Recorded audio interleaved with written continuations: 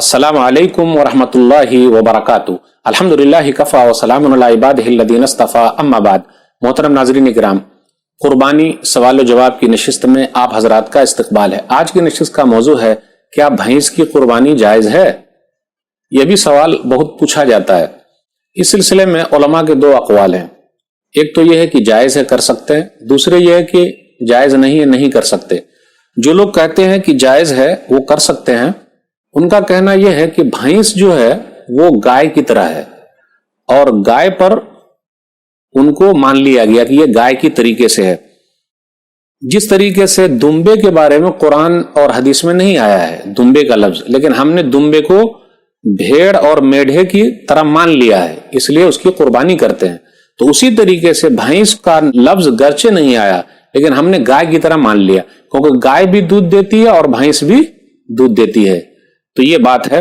वैसे कुरान करीम की एक आयत है, वलकुल्लि उम्मतिन जअलना मनसकन लियज़कुरुस्मल्लाह अला मा रज़क़हुम मिन बहीमतिल अनआम, कि हर उम्मत के लिए हमने कुर्बानी रखी है ताकि वो अल्लाह का नाम ले, बिस्मिल्लाह करें बहीमतुल अनाम, उन जानवरों पर। तो ये बहीमतुल अनाम जो है ये 8 किस्म के जानवरों पर बोला जाता है। वो 8 किस्म कौन से हैं? जैसे भेड़ मेल फीमेल, फिर इसी तरह बकरा बकरी तो 4 हो गए, फिर इसी तरह एबिल यानी ऊंट ऊंटनी 6 हो गए, फिर इसी तरह गाय और बैल तो 8 हो गए। उसी को बहीमतुल अनाम कहा जाता है। लेकिन जो लोग कहते हैं कि जायज है, तो कुरान ने सिर्फ यही नहीं कहा है कि यही 8 है, उसके अलावा मना है। तो जो लोग कहते हैं कि जायज है, तो उनका कहना यह है कि बहीमतुल अनाम को आम मान ले, यानी ये इतना जिक्र है लेकिन और भी इसमें शामिल हो सकते हैं, इसलिए भैंस को शामिल कर लिया, गाय की तरह मान लिया और वो जायज है।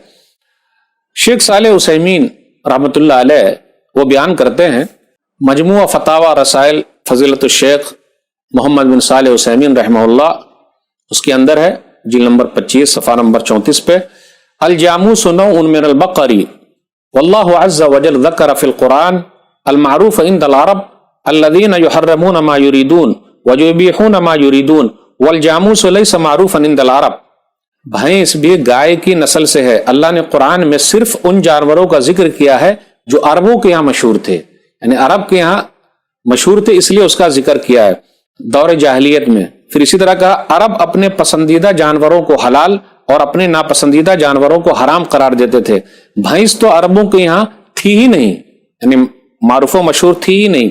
तो इससे यह पता चला कि वो न जानते थे कि यह हलाल है हराम है या उसकी नस्ल है, इसलिए अल्लाह ने जिक्र नहीं किया। तो इससे यह पता चला वो भैंस जहां भी पाई जाए उसकी भी कुर्बानी गाय पर महमूल करते हुए कर सकते हैं। कुछ लोगों का कहना यह है कि भाई नहीं कर सकते, तो वो लोग यही कहते हैं कि 8 किस्म के जानवर का जिक्र है कुरान में, उसके अलावा नहीं कर सकते।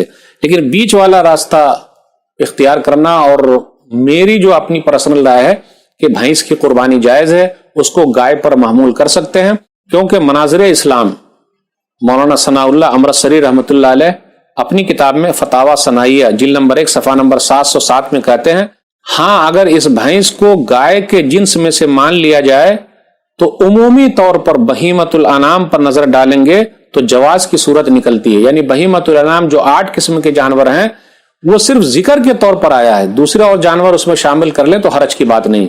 तो मेरी अपनी पर्सनल राय यह है कि भैंस की कुर्बानी जायज है। वल्लाहु आलम बिस्सवाब। वस्सलामु अलैकुम व रहमतुल्लाहि व बरकातुहू।